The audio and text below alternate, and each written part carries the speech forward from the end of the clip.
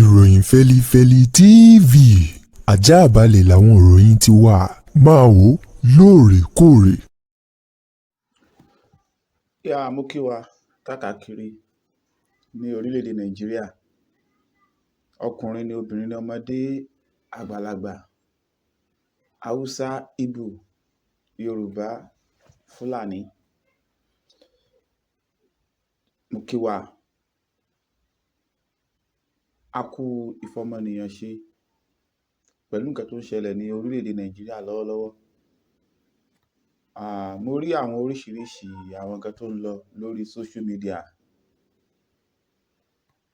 TikTok, pàápàá jùlọ ọ̀rọ̀ nípa 30 days ranting tó ń lọ lọ́wọ́, táwọn ọ̀dọ́ jáde tó ń fẹ̀hónú wọn hàn. Kí ló fà á? Youth corps ní Lagos State, ìyẹn arábìnrin tó jáde tó sọ̀rọ̀ nípa bí nǹkan ṣe wọ́n, tó dẹ̀ pé president wa ní the terrible president so far we have in Nigeria, in history of Nigeria. Awuyewuye ń lọ lóríṣiríṣi.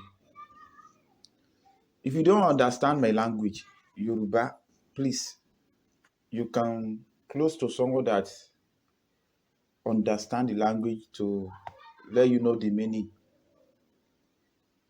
what I'm saying, because I cannot say everything in English or broken. I will mix Yoruba with broken with English. So if you move close to any Yoruba who understand Yoruba very well, I can tell you what I'm saying. Oríṣiríṣi ọ̀rọ̀ ń lọ lórí social media nípa Bọ́lá Ahmed Tinubu, the worst president, terrible president so far in the history of Nigeria. Ṣé lóòótọ́ ni àbírọ́ ni? Now Yorùbá máa ń sọ wípé tí orí bá bàjẹ́ kò sí nǹkan tí gbogbo ara tó kù fẹ́ ṣe mọ́. Ó ń já sí pé tí ìpìlẹ̀ bá ti bàjẹ́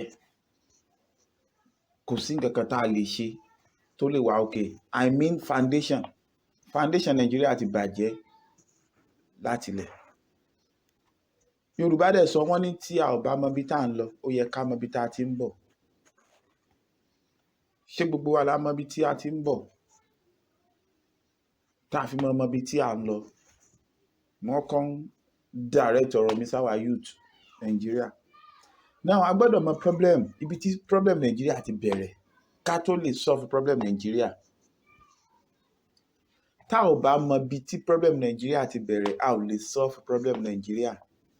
A ò bá ṣe 30 days ranting, ká tún ṣe 40 days, ká tún ṣe 100 days, ká ṣe 200 days, ká ṣe 1000 days, problem wa ò lè solve tá ò bá mọ ibi tí problem wa ti bẹ̀rẹ̀. Now mo wá fẹ́ jẹ́ ká mọ ibi tí problem wa ti bẹ̀rẹ̀ to my own ideology, because oníkálukú ló ní reasoning and thinking tóun fi ń wo nǹkan, but to my own reasoning and ideology mo fẹ́ explain ibi tí problem wa ti bẹ̀rẹ̀ so a lè mọ way out. Now we have three problems in Nigeria, in Africa. Let's call it in Africa. 3 problems in Africa. Tá a bá solve problem kan, tá ò solve kejì, a ò lè ní solution. Tá a bá solve problem méjì, tá ò solve ẹyọ kan tó kù, a ò lè rí solution. Until ká solve problem mẹ́tẹ̀ẹ̀ta la tó lè rí solution in Africa entirely and Nigeria, because Nigeria ni country wa ló concern wa tá a ti ń ṣe 30 days ranting ní orí social media káàkiri. Oníkálukú ń tag àwọn èèyàn tó mọ̀, wọ́n ń call out àwọn politicians láti lè jẹ́ kán mọ feelings wa àti bí achieve ṣe pọ̀ àti in time pass through. Yes, to let our politicians know what we are passing through in this country. Now, number one problem we have in Nigeria is Western world. Who are the Western world? Colonialism, colonial masters. Western world, wọ́n form Western world, àwọn West in terms of France, United Kingdom, Germany, Italy, and so on and so forth. They are West called NATO. And America tó jẹ́ godfather Western world. America is the godfather for Western world, yes. Our first problem in Africa is Western world. In all Africa is Western world. Second problem, only tribalism. Yes, all Africa, Cairo, Sudan, Namibia, mo kí wa káàkiri ní orílẹ̀-èdè Nàìjíríà. Ọkùnrin ni, obìnrin ni, ọmọdé, àgbàlagbà. Namibia, South Africa, Morocco, Algeria, Nigeria, Angola, Congo, Burkina Faso, Mali. Tribalism ó ń worry wa. Tribalism ń worry wa. Second problem nìyẹn. Third problem ó ní religion. Religion. You see that three major thing yẹn ó ní problem wà ní all Africa. Yà á lè rí àwọn ibi tí wọ́n ti ní tribalism, tí wọ́n ti ń ṣe tribalism ní àwọn bíi Arab country tí wọ́n yé ti black. L'America wọ́n yé ti black. Germany yé ti black. Wọ́n yé ti black. But wọ́n like kí wọ́n kó resources black láti lọ fi develop ọ̀dọ̀ tiwọn, but wọ́n yé ti black. And the black náà wá ní problem tribalism, ethnicity. In Nigeria, we have less than 500 ethnic group in Nigeria. Less than 500 ethnic group in Nigeria. We have Fulani, Hausa, Yoruba, Tifi, Igala, Idoma, and so on. But three adẹ̀ní àwọn bíi Niger Delta, Urhobo, Ìṣẹ̀kírì, Ujos. Bọ̀wọ̀ àwọn tó wà tó jẹ́ standard ethnic group in Nigeria: Yorùbá, Hausa, Igbo, Ìjọ ló ṣe wá kan Fúlàní. Minority ni Fúlàní ní Nigeria. But I will discriminate. We are all Nigerian. I'm from Nigeria. And then mo wà pẹ̀lú Hausa tó bá jẹ́ good people ní Nigeria. Mo wà pẹ̀lú Igbo tó bá jẹ́ good people ní Nigeria. Mo wà pẹ̀lú Fúlàní tó bá jẹ́ good people ní Nigeria. Mo wà pẹ̀lú Ìjọ, mo wà pẹ̀lú Ẹ̀jẹ̀, gbogbo wọn tó bá jẹ́ good people in Nigeria. Gbogbo group ethnicity ní Nigeria ni mo wà pẹ̀lú tó bá jẹ́ good people. But I against bad people. Mo against the bad people in Nigeria among Yorubas. I against bad people among Igbo, among Fulani, among Hausa, among Ijo, among Ìṣẹ̀kírì, among Idoma. I against bad people. If you are in Nigeria and you are doing bad thing, I against you. But if you are doing good thing, I'm in support with you. I'm in support with good people in Nigeria, not bad one. Now, ká wá explain three things tí mo jẹ́ sọ wípé ó jẹ́ problem fún wa ní Africa and Nigeria. Ká mọ́ mú lẹ́yọ kọ̀ọ̀kan. Ká tó wá lọ síbẹ̀ yẹn, I would like to ask this question. I would like to ask this question from all of us. Let us answer this question. One, do we love Nigeria? Igbo, do you love Nigeria? Forget about Biafra.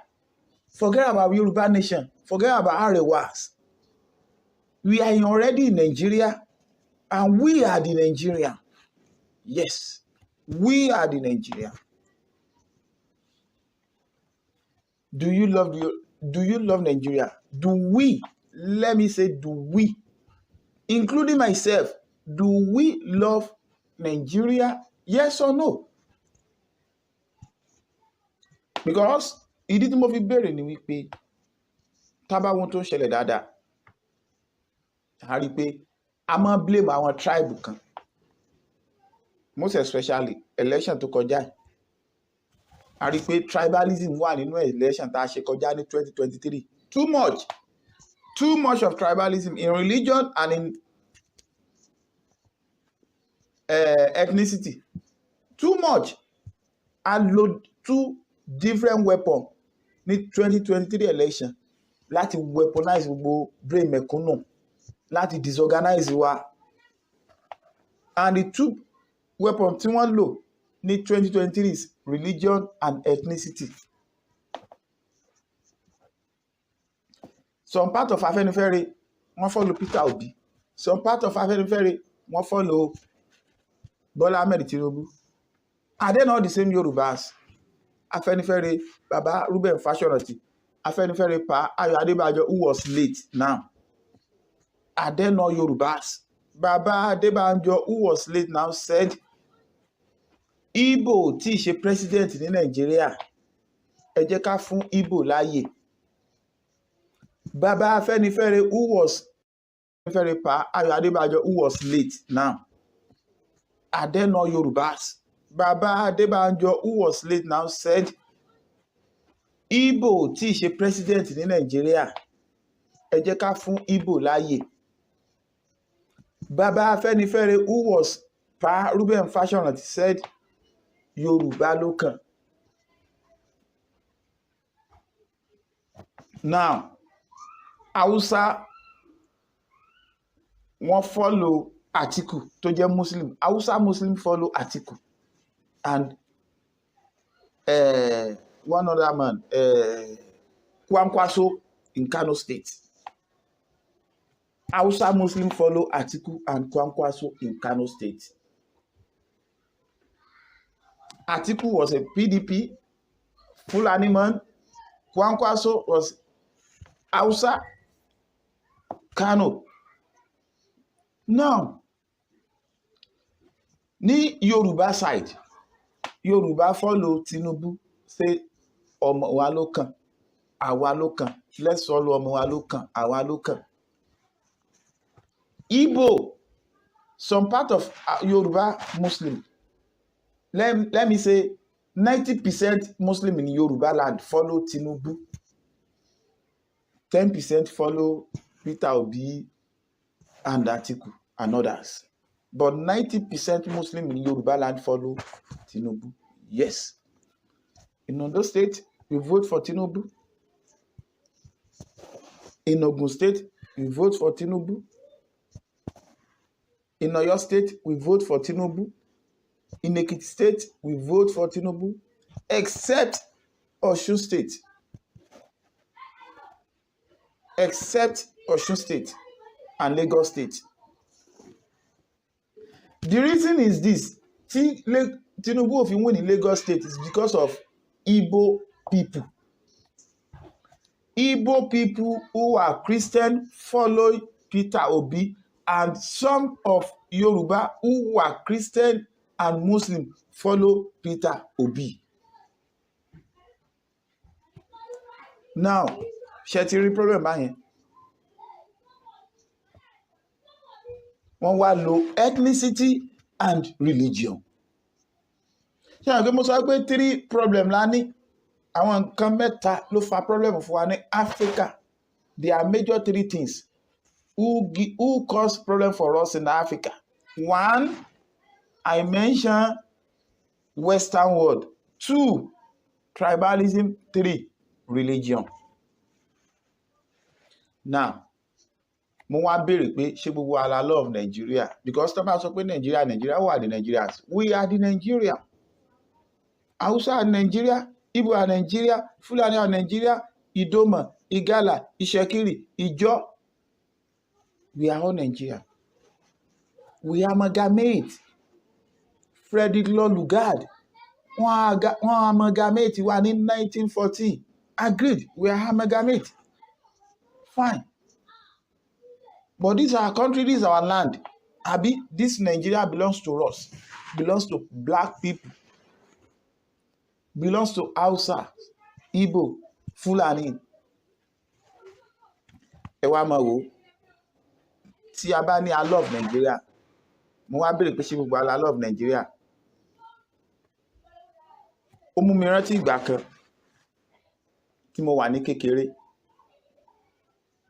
Táwọn bàbá wa bá ń kọrin, wọ́n ní tó o bá kàwé rẹ bàtà rẹ á dún kókóká, tó o bá kàwé yẹ bàtà rẹ á wọṣẹ rẹrẹ nílẹ̀. Wọ́n tún wá máa ń sọ kinní kan tó máa ń ring nínú brain mi, nínú ọkàn wa. Kò sí tí wọ́n bá ń ṣe àdúrà fún òbí ọlọ́mọ nílẹ̀ Yorùbá ní olden days àti nowadays, tí wọn ò bá tí ì ṣàdúrà wípé ọmọ ẹ̀ á kàwé á lọ ìlú òyìnbó, inú òbí bẹ́ẹ̀ ò ní dùn.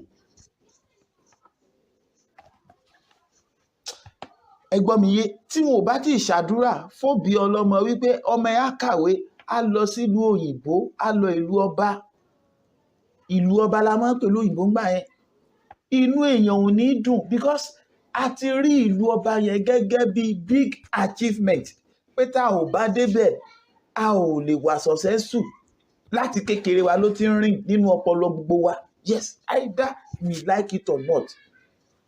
Ló ti ń rìn nínú ọpọlọ àwọn òbí wa àtọpọlọ wa. Pé we must go to ìlú òyìnbó, either we like it or not. Ìlú òyìnbó is the best, is the best. Ó wá jẹ́ kí gbogbo wa ní hatred fún country wa. A ò ní passion fún country wa. Ìdí nìyẹn tó jẹ́ kí n béèrè pé ṣé gbogbo wa la nífẹ̀ẹ́ Nàìjíríà?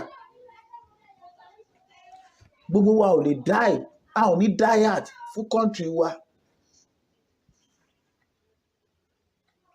Ìgbà yẹn a máa ń kọ I pledge to Nigeria my country to be faithful, loyal and honest, to serve Nigeria with all my strength, which is no.